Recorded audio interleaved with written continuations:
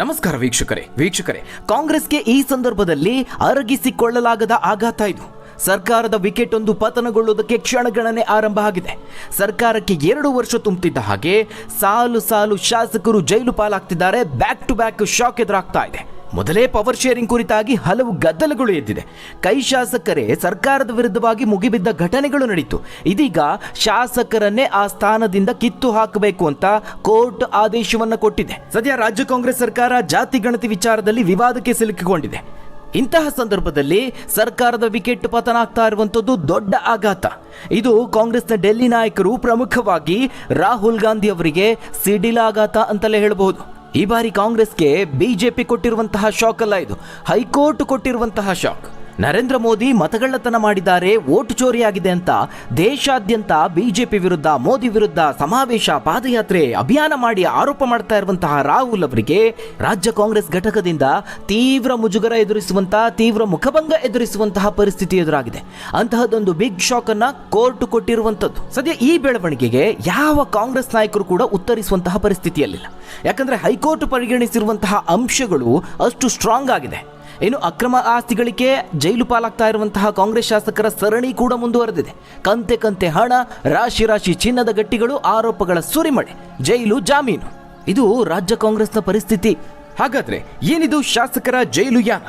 ಮೊದಲೇ ಸಂಕಷ್ಟದಲ್ಲಿದ್ದ ಸರ್ಕಾರಕ್ಕೆ ಹೈಕೋರ್ಟ್ ಕೊಟ್ಟ ಶಾಕ್ ಏನು? ರಾಜ್ಯ ಕಾಂಗ್ರೆಸ್ನ ಪರಿಸ್ಥಿತಿ ಏನಾಗ್ತಾ ಇದೆ? ಸರ್ಕಾರಕ್ಕೆ ಕಂಟಕ ಎದುರಾಗಿದ್ದು ಹೇಗೆ? ಸರ್ಕಾರದ ಮತ್ತೊಂದು ವಿಕೆಟ್ ಪತನಕ್ಕೆ ಕ್ಷಣಗಣನೆ ಆರಂಭವಾಯ್ತಾ? ಮೋದಿ ವಿರುದ್ಧ ಆರೋಪ ಮಾಡಿ ಮುಖಭಂಗ ಎದುರಿಸುವಂತಾಯ್ತಾ? ರಾಹುಲ್ ಅವರಿಗೆ ಮತಚೋರಿ ಶಾಕ್ ಎದುರಾಗಿದ್ದು ಹೇಗೆ? ಆ ಎಲ್ಲದರ ಬಗ್ಗೆ ವರದಿ ಇದೆ, ನೋಡೋಣ. ವೀಕ್ಷಕರೇ, ರಾಜ್ಯದಲ್ಲಿ ಕಾಂಗ್ರೆಸ್ ಶಾಸಕರ ಪೈಕಿ ಒಬ್ರಲ್ಲ ಇಬ್ರಲ್ಲ ಸಾಲು ಕೈ ಶಾಸಕರು ತಮ್ಮದೇ ಪಕ್ಷಕ್ಕೆ ಶಾಕ್ ಕೊಡ್ತಾ ಇದ್ದಾರೆ. ನಿಮ್ಮೆಲ್ಲರಿಗೂ ಗೊತ್ತಿರುವಂತೆ ಮತಗಳ್ಳತನ ಆರೋಪ ಮಾಡಿ ರಾಷ್ಟ್ರಮಟ್ಟದಲ್ಲಿ ಅಭಿಯಾನ ಹಮ್ಮಿಕೊಂಡಿರುವಂತಹ ಕಾಂಗ್ರೆಸ್ಗೆ ಆ ಸಂಬಂಧ ಬೆಂಗಳೂರಿನಿಂದಲೇ ರಣಕಹಳೆಯನ್ನು ಮೊಳಗಿಸಿತ್ತು. ಇಲ್ಲಿಂದಲೇ ಈಗ ಶಾಕ್ ಎದುರಾಗಿದೆ. ಮಾಲೂರು ಕಾಂಗ್ರೆಸ್ ಶಾಸಕ KY ನಂಜೇಗೌಡ ಆಯ್ಕೆಯನ್ನು ಕರ್ನಾಟಕ ಹೈಕೋರ್ಟ್ ಅಸಿಂಧು ಅಂತ ಹೇಳಿದೆ. ಅದು ಸಹ ಮತ ಎಣಿಕೆ ಅಕ್ರಮ ಆರೋಪದಲ್ಲಿ. ಇದನ್ನ ಓಟು ಚೋರಿ ಆರೋಪ ಮಾಡ್ತಾ ಇರುವಂತಹ ಕಾಂಗ್ರೆಸ್ ವಿರುದ್ಧ ಪ್ರಬಲ ಅಸ್ತ್ರವನ್ನಾಗಿ ಈಗ ಬಿಜೆಪಿ ನಾಯಕರು ಬಳಸೋದಕ್ಕೆ ಆರಂಭಿಸಿದ್ದಾರೆ. ಓಟು ಚೋರಿ ಅಭಿಯಾನ ಮಾಡ್ತಾ ಇರುವಂತಹ ರಾಹುಲ್ ಅವರಿಗಂತೂ ತೀವ್ರ ಮುಖಭಂಗ. ಮಾಲೂರು ವಿಧಾನಸಭಾ ಕ್ಷೇತ್ರದ 2023ರ ಚುನಾವಣೆ ಮರು ಎಣಿಕೆಗೆ ಹೈಕೋರ್ಟ್ ಆದೇಶವನ್ನು ಕೊಟ್ಟಿದೆ. 4 ವಾರಗಳಲ್ಲಿ ಮರು ಎಣಿಕೆ ಮುಗಿಸಬೇಕು ಅಂತ ಹೇಳಿ ಆದೇಶವನ್ನು ಕೊಟ್ಟಿರುವಂಥದ್ದು. ಅಲ್ಲದೆ ಶಾಸಕ ಸ್ಥಾನದಿಂದ ಹಾಲಿ ಶಾಸಕರಾದ KY ನಂಜೇಗೌಡ ಅವರನ್ನು ಅಸಿಂಧುಗೊಳಿಸಿದೆ. ಸುಪ್ರೀಂ ಕೋರ್ಟ್ನಲ್ಲಿ ಮೇಲ್ಮನವಿ ಸಲ್ಲಿಸೋದಕ್ಕೆ ಅವಕಾಶ ಇದೆ, ಆದರೆ ಅದು ಕೇವಲ 30 ದಿನಗಳ ಕಾಲಾವಕಾಶ. ಹೈಕೋರ್ಟ್ ಅಸಿಂಧು ಆದೇಶವನ್ನು ಹೊರಡಿಸಿ ತನ್ನದೇ ಆದೇಶಕ್ಕೆ ಕೇವಲ 30 ದಿನಗಳ ತಡೆಯಾಜ್ಞೆಯನ್ನು ನೀಡಿದೆ. ಅಂದ್ರೆ 30 ದಿನಗಳ ಸಮಯಾವಕಾಶ ಇದೆ. ಅಷ್ಟರಲ್ಲಿ ಸುಪ್ರೀಂ ಕೋರ್ಟ್ನಿಂದ ತಡೆಯಾಜ್ಞೆಯನ್ನು ತರಬೇಕು. ಅಂತಹ ಸಂಕಷ್ಟದ ಪರಿಸ್ಥಿತಿಗೆ ತಲುಪಿದ್ದಾರೆ. ಈ ಒಂದು ಕ್ಷೇತ್ರದಲ್ಲಿ 2023ರ ಚುನಾವಣೆಯ ಫಲಿತಾಂಶದ ನಂತರದಲ್ಲಿ ಬಿಜೆಪಿಯ ಪರಾಜಿತ ಅಭ್ಯರ್ಥಿ KS ಮಂಜುನಾಥ್ ಗೌಡ ಅವರು ಸಲ್ಲಿಸಿದ್ದ ಚುನಾವಣಾ ತಕರಾರು ಅರ್ಜಿಯನ್ನ ನ್ಯಾಯಮೂರ್ತಿ R ದೇವದಾಸ್ ಅವರಿದ್ದ ಪೀಠ ವಿಚಾರಣೆ ನಡೆಸಿತು. ಸತತವಾಗಿ 2 ವರ್ಷಗಳ ಕಾಲ ಕೋರ್ಟ್ನಲ್ಲಿ ವಿಚಾರಣೆ ನಡೆಯಿತು. ಅಂತಿಮವಾಗಿ ಶಾಸಕ ಸ್ಥಾನವನ್ನು ಅಸಿಂಧು ಅಂತ ಘೋಷಣೆ ಮಾಡಿದೆ. ಇದರಿಂದಾಗಿ ಮಂಜುನಾಥ ಗೌಡ ಅವರು ಸಂತೋಷಗೊಂಡಿದ್ದಾರೆ. ನಂಜೇಗೌಡ ಅವರಿಗೆ ಶಾಕ್ ಎದುರಾಗಿದೆ.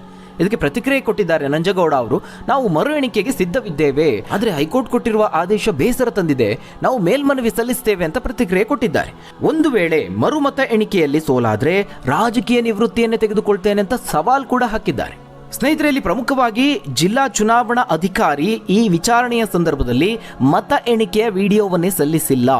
ಸಾಕ್ಷಿ ಕೇಳಿತ್ತು ಹೈಕೋರ್ಟ್, ಆದರೆ ಸಂಬಂಧಪಟ್ಟ ಸಾಕ್ಷಿ ಒದಗಿಸಿಲ್ಲ. ಹೀಗಾಗಿ ಜಿಲ್ಲಾ ಚುನಾವಣಾಧಿಕಾರಿ ವಿರುದ್ಧವೂ ಕ್ರಮಕ್ಕೆ ಹೈಕೋರ್ಟ್ ಸೂಚನೆಯನ್ನು ಕೊಟ್ಟಿದೆ. ನಿಯಮಗಳ ಪ್ರಕಾರ ವಿಡಿಯೋ ಚಿತ್ರೀಕರಣ ಆಗಿರಬೇಕು, ಆದರೆ ಆಗಿಲ್ಲ. ಹೀಗಾಗಿ ಮತಗಳ ಮರು ಎಣಿಕೆ ಮಾಡುವಂತೆ ಸೂಚನೆ ನೀಡಿರುವಂಥದ್ದು. 4 ವಾರಗಳಲ್ಲಿ ಮರು ಎಣಿಕೆ ಮುಗಿಸುವಂತೆ ಆದೇಶವನ್ನು ಕೊಟ್ಟಿದೆ. ಹಾಗಾದ್ರೆ ಹೈಕೋರ್ಟ್ ಯಾವೆಲ್ಲ ಅಂಶಗಳನ್ನು ಪರಿಗಣಿಸಿತು? ಸ್ನೇಹಿತರೆ, 2023ರ ವಿಧಾನಸಭಾ ಚುನಾವಣೆಯಲ್ಲಿ ಕಾಂಗ್ರೆಸ್ ಅಭ್ಯರ್ಥಿ ಶಾಸಕ KY ನಂಜೇಗೌಡ ಅವರು ಕೇವಲ 248 ಮತಗಳ ಅಂತರದಿಂದ ಜಯಗಳಿಸಿರುವಂಥದ್ದು. ಆ ಸಂದರ್ಭದಲ್ಲಿ ಮಾಜಿ ಶಾಸಕರಾದಂತಹ ಬಿಜೆಪಿ ಅಭ್ಯರ್ಥಿಯಾಗಿದ್ದ KS ಮಂಜುನಾಥ್ ಗೌಡ ಅವರು ಅನುಮಾನ ವ್ಯಕ್ತಪಡಿಸುತ್ತಾರೆ. ಮತ ಎಣಿಕೆಯಲ್ಲಿ ಲೋಪ ಆಗಿದೆ, ಮರು ಮತ ಎಣಿಕೆಗೆ ಆದೇಶ ನೀಡುವಂತೆ ಹೈಕೋರ್ಟ್ಗೆ ಆ ಸಂದರ್ಭದಲ್ಲಿ ಅವರು ಮನವಿಯನ್ನ ಮಾಡಿಕೊಂಡಿದ್ರು. 2023ರಲ್ಲಿ ಮತ ಎಣಿಕೆ ಕಾರ್ಯ ಕೋಲಾರ ನಗರದ ಕಾಲೇಜು ವೃತ್ತದಲ್ಲಿನ ಸರ್ಕಾರಿ ಬಾಲಕರ ಕಾಲೇಜಿನಲ್ಲಿ ನಡೆದಿತ್ತು. ಆಗ ಜಿಲ್ಲೆಯ 6 ವಿಧಾನಸಭಾ ಕ್ಷೇತ್ರಗಳ ಪೈಕಿ ಮಾಲೂರು ಆರಂಭದಿಂದಲೂ ಗಮನವನ್ನು ಸೆಳೆದಂತಹ ಕ್ಷೇತ್ರ. ಕಾರಣ, ಮಾಲೂರಲ್ಲಿ ಪ್ರಬಲವಾದಂತಹ ಒಂದು ತ್ರಿಕೋನ ಪೈಪೋಟಿ ಇತ್ತು. ಆರಂಭದಿಂದಲೂ ಕಾಂಗ್ರೆಸ್ ಅಭ್ಯರ್ಥಿಯಾಗಿದ್ದ ನಂಜೇಗೌಡ ಹಾಗೆ ಬಿಜೆಪಿ ಅಭ್ಯರ್ಥಿಯಾಗಿದ್ದ ಮಂಜುನಾಥ್ ಗೌಡ ಅವರ ನಡುವೆ ಪೈಪೋಟಿ ಏರ್ಪಟ್ಟಿತ್ತು. ಆದರೆ ಮಧ್ಯದಲ್ಲಿ ಪಕ್ಷೇತರ ಅಭ್ಯರ್ಥಿ ಸ್ವಾಭಿಮಾನಿ ಜನತಾ ಪಕ್ಷದ ಅಭ್ಯರ್ಥಿಯಾಗಿದ್ದ ಹೂಡಿ ವಿಜಯ್ ಕುಮಾರ್ ಅವರು ಮುನ್ನಡೆಯನ್ನು ಸಾಧಿಸ್ತಾರೆ. ಆ ವೇಳೆ ಹೂಡಿ ವಿಜಯ್ ಕುಮಾರ್ ಅವರಿಗೆ ಗೆಲುವು ಬಹುತೇಕ ಖಚಿತ ಅನ್ನುವಷ್ಟರ ಮಟ್ಟಿಗೆ ಅಲ್ಲಿ ವಾತಾವರಣ ನಿರ್ಮಾಣ ಆಗುತ್ತೆ. ಆಗ ಕುತೂಹಲಕಾರಿ ಘಟನೆ ಕೂಡ ನಡೆಯುತ್ತೆ. ಕಾಂಗ್ರೆಸ್ ಪಕ್ಷದ ಕೆಲವು ರಾಜ್ಯ ಮುಖಂಡರುಗಳು ಪಕ್ಷೇತರ ಅಭ್ಯರ್ಥಿಯನ್ನು ಸಂಪರ್ಕ ಮಾಡುವ ಪ್ರಯತ್ನ ಸಹ ನಡೆಸಿದ್ರು. ಕೊನೆಯ 3 ಸುತ್ತು ಬಾಕಿ ಇರುವಾಗ ಪಕ್ಷೇತರ ಅಭ್ಯರ್ಥಿ ಹೂಡಿ ವಿಜಯ್ ಕುಮಾರ್ ಅವರಿಗೆ ಹಿನ್ನಡೆಯಾಗುತ್ತೆ. ಮಂಜುನಾಥ್ ಗೌಡ ಹಾಗೆ ನಂಜೇಗೌಡ ನಡುವೆ ಪೈಪೋಟಿ ಶುರುವಾಗುತ್ತೆ. ಇನ್ನೊಂದು ಸುತ್ತು ಬಾಕಿ ಇರುವಾಗ ಮಂಜುನಾಥ್ ಗೌಡ ಪರ ಕಾರ್ಯಕರ್ತರು ವಿಜಯೋತ್ಸವದ ಮೂಡ್ಗೆ ತೆರಳುತ್ತಾರೆ. ಅಲ್ಲದೆ ಮತ ಎಣಿಕೆ ಕೇಂದ್ರದಿಂದ ದೂರದಲ್ಲಿದ್ದಂತಹ ಮಂಜುನಾಥ್ ಗೌಡ ಅವರಿಗೆ ಕರೆ ಮಾಡಿ ನೀವೇ ಗೆದ್ದಿದ್ದು ಬನ್ನಿ ಅಂತ ಹೇಳ್ತಾರೆ. ಆದರೆ ಅವರು ಮತ ಎಣಿಕೆ ಕೇಂದ್ರಕ್ಕೆ ಬರುವಷ್ಟರಲ್ಲಿ ಅಲ್ಲಿನ ಸಂಪೂರ್ಣ ಚಿತ್ರಣ ಬದಲಾಗಿತ್ತು. ಕೊನೆಯ ಸುತ್ತಿನ ಎಣಿಕೆಯಲ್ಲಿ ನಂಜೇಗೌಡ ಅವರೇ 248 ಮತಗಳ ಅಂತರದಲ್ಲಿ ಗೆಲುವು ಸಾಧಿಸುತ್ತಾರೆ ಅನ್ನುವ ಮಾಹಿತಿ ಸಿಗುತ್ತೆ. ಇದು ಮಂಜುನಾಥ್ ಗೌಡ ಅವರ ಬೆಂಬಲಿಗರ ಆಕ್ರೋಶಕ್ಕೆ ಕಾರಣ ಆಗುತ್ತೆ. ಆಗ ಮತ ಎಣಿಕೆಯಲ್ಲಿ ಏನೋ ಗೋಲ್ಮಾಲ್ ಆಗಿದೆ ಅಂತ ಮಂಜುನಾಥ್ ಗೌಡ ಸೇರಿ ಬೆಂಬಲಿಗರು ಅನುಮಾನವನ್ನು ವ್ಯಕ್ತಪಡಿಸ್ತಾರೆ. ಇದಕ್ಕೆ ಪ್ರತಿಯಾಗಿ ನಂಜೇಗೌಡ ಅವರ ಬೆಂಬಲಿಗರು ಸಹ ಆಕ್ರೋಶ ವ್ಯಕ್ತಪಡಿಸುತ್ತಾರೆ. ಎರಡು ಗುಂಪಿನ ನಡುವೆ ಮಾತಿನ ಚಕಮಕಿ ನಡೆಯುತ್ತೆ. ಚುನಾವಣಾಧಿಕಾರಿಗಳ ಬಳಿ ಮಂಜುನಾಥ್ ಗೌಡ ಅವರು ಮರು ಎಣಿಕೆಗೆ ಮನವಿ ಮಾಡಿಕೊಳ್ತಾರೆ. ಆದರೆ ಅಧಿಕಾರಿಗಳು ಅದಕ್ಕೆ ಅವಕಾಶ ನೀಡಿರೋದಿಲ್ಲ. ಬದಲಾಗಿ ಚುನಾವಣಾಧಿಕಾರಿಗಳು ಲಾಟ್ರಿ ಮೂಲಕ 5 ಬೂತ್ಗಳನ್ನು ಆಯ್ಕೆ ಮಾಡಿ ಅವುಗಳಲ್ಲಿ ಏನಾದರೂ ವ್ಯತ್ಯಾಸ ಕಂಡು ಬಂದಲ್ಲಿ ಮಾತ್ರ ಮರು ಎಣಿಕೆಗೆ ಅವಕಾಶ ನೀಡೋದಾಗಿ ಹೇಳಿದ್ರು. ಆ 5 ಬೂತ್ಗಳನ್ನು ಆಯ್ಕೆ ಮಾಡಿ ಎಣಿಕೆ ಮಾಡಿದಾಗ ಯಾವುದೇ ವ್ಯತ್ಯಾಸ ಕಂಡು ಬಂದಿರಲಿಲ್ಲ. ಹಾಗಾಗಿ ಮರು ಎಣಿಕೆಗೆ ಅವಕಾಶ ನೀಡಲಿಲ್ಲ. ಅಂತಿಮವಾಗಿ ಚುನಾವಣಾಧಿಕಾರಿಯಾಗಿದ್ದ ಅಂದಿನ ಜಿಲ್ಲಾಧಿಕಾರಿ ವೆಂಕಟರಾಜ ಅವರು ಕಾಂಗ್ರೆಸ್ ಅಭ್ಯರ್ಥಿಯ ಗೆಲುವು ಘೋಷಣೆ ಮಾಡ್ತಾರೆ. ನಂತರ ಬಿಜೆಪಿ ಅಭ್ಯರ್ಥಿ ಮಂಜುನಾಥ್ ಗೌಡ ಅವರು ಹೈಕೋರ್ಟ್ ಮೊರೆ ಹೋಗಿ ಮರು ಎಣಿಕೆಗೆ ಮನವಿ ಮಾಡ್ತಾರೆ. ನಂಜೇಗೌಡ ಅವರು 50,955 ಮತಗಳನ್ನು ಪಡೆದುಕೊಂಡ್ರೆ ಬಿಜೆಪಿ ಅಭ್ಯರ್ಥಿ ಮಂಜುನಾಥ್ ಗೌಡ ಅವರು 50,707 ಮತಗಳನ್ನು ಪಡೆದುಕೊಂಡಿರ್ತಾರೆ. ಅದೇ ರೀತಿ ಪಕ್ಷೇತರ ಅಭ್ಯರ್ಥಿ ಹೂಡಿ ವಿಜಯ್ ಕುಮಾರ್ ಅವರು 49,362 ಮತಗಳನ್ನು ಪಡೆದುಕೊಂಡಿರ್ತಾರೆ. ಈ ತಕರಾರು ಅರ್ಜಿ ಸಲ್ಲಿಸಿದ ಬಳಿಕ ಸಿಸಿಟಿವಿ ದೃಶ್ಯಾವಳಿ 17 ಸಿ ಫಾರಂಗಳನ್ನು ನೀಡುವಂತೆ ನ್ಯಾಯಾಲಯ ಆದೇಶವನ್ನು ಕೊಡುತ್ತೆ. ಆದರೆ ಸೂಕ್ತ ದಾಖಲೆಯನ್ನು ನೀಡಲಿಲ್ಲ. 251 ಸಿ ಫಾರಂಗಳ ಪೈಕಿ 120 ಫಾರಂನಲ್ಲಿ ನಮ್ಮ ಏಜೆಂಟರ ಸಹಿಗಳೇ ಇಲ್ಲ. ಸಿಸಿಟಿವಿ ದೃಶ್ಯಾವಳಿ ಸಿಕ್ಕಿದ್ರೆ ಅಲ್ಲಿ ನಮ್ಮ ಏಜೆಂಟರು ಇದ್ರೋ ಇಲ್ವೋ ಅನ್ನೋದು ಗೊತ್ತಾಗುತ್ತೆ. ಮರು ಮತ ಎಣಿಕೆ ಆಗಬೇಕು ಅನ್ನೋದಷ್ಟೇ ನನ್ನ ಉದ್ದೇಶ ಅಂತ ಮಾಜಿ ಶಾಸಕ KS ಮಂಜುನಾಥ್ ಗೌಡ ಅವರು ಪ್ರತಿಕ್ರಿಯೆ ಕೊಟ್ಟಿದ್ದಾರೆ. ವೀಕ್ಷಕರೇ, ಇವೆಲ್ಲವೂ ಒಂದು ಕಡೆ ಆದ್ರೆ ಮತ್ತೊಂದು ಕಡೆ ಮತ್ತೊಬ್ಬ ಕಾಂಗ್ರೆಸ್ ಶಾಸಕನ ವಿರುದ್ಧ ಅಕ್ರಮ ಆಸ್ತಿ ಗಳಿಕೆ ಆರೋಪ ಕೇಳಿ ಬಂದಿದೆ. ಆರೋಪ ಮಾತ್ರ ಅಲ್ಲ, ಈ ಪ್ರಕರಣ ಕೂಡ ಕೋರ್ಟ್ ಮೆಟ್ಟಿಲು ಹತ್ತಿದೆ. ಅಕ್ರಮ ಆಸ್ತಿ ಗಳಿಕೆ ಆರೋಪ ಹಿನ್ನೆಲೆಯಲ್ಲಿ ಕಾಂಗ್ರೆಸ್ ಶಾಸಕ ರಾಜೇಗೌಡ ವಿರುದ್ಧವಾಗಿ ತನಿಖೆಗೆ ಜನಪ್ರತಿನಿಧಿಗಳ ವಿಶೇಷ ಕೋರ್ಟ್ ಆದೇಶವನ್ನು ಹೊರಡಿಸಿದೆ. ರಾಜೇಗೌಡ ಶೃಂಗೇರಿ ಶಾಸಕ. ಇವರ ವಿರುದ್ಧವಾಗಿ ಬಿಜೆಪಿ ಮುಖಂಡ ದಿನೇಶ್ ಹೊಸೂರ್ ಅವರು ಅರ್ಜಿ ಸಲ್ಲಿಸಿದ್ರು.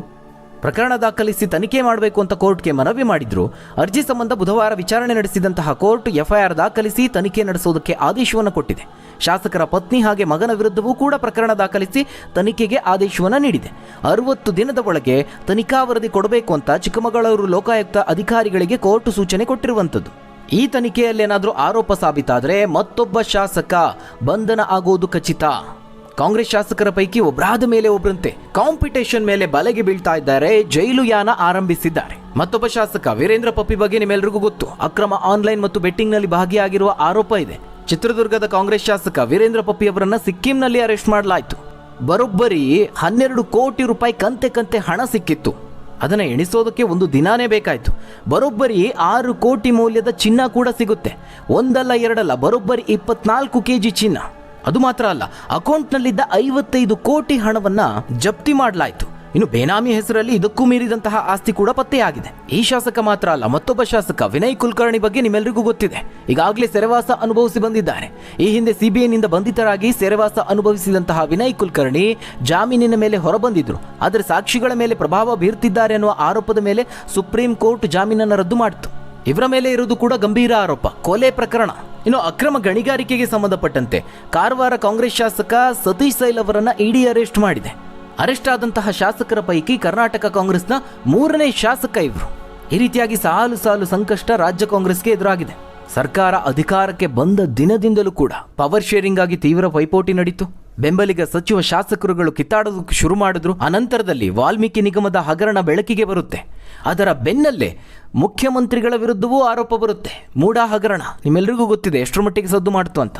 ಇದರಿಂದ ಹೊರಬರ್ತಾ ಇದ್ದಂತೆ ಮತ್ತೆ ಪವರ್ ಶೇರಿಂಗ್ ವಿಚಾರ ದೊಡ್ಡ ಮಟ್ಟದಲ್ಲಿ ಚರ್ಚೆ ಆಗುತ್ತೆ. DK ಶಿವಕುಮಾರ್ ಅವರು ಸಿಡಿದಿದ್ದು ಬೆಂಬಲಿಗ ಶಾಸಕರುಗಳು 2.5 ವರ್ಷದ ನಂತರದಲ್ಲಿ DK ಶಿವಕುಮಾರ್ ಅವರೇ ಮುಖ್ಯಮಂತ್ರಿಗಳು ಅಂತ ಘೋಷಣೆ ಕೂಗಿದ್ದು ಮತ್ತೆ ಹೇಳಿಕೆಯನ್ನು ಕೊಟ್ಟಿದ್ದು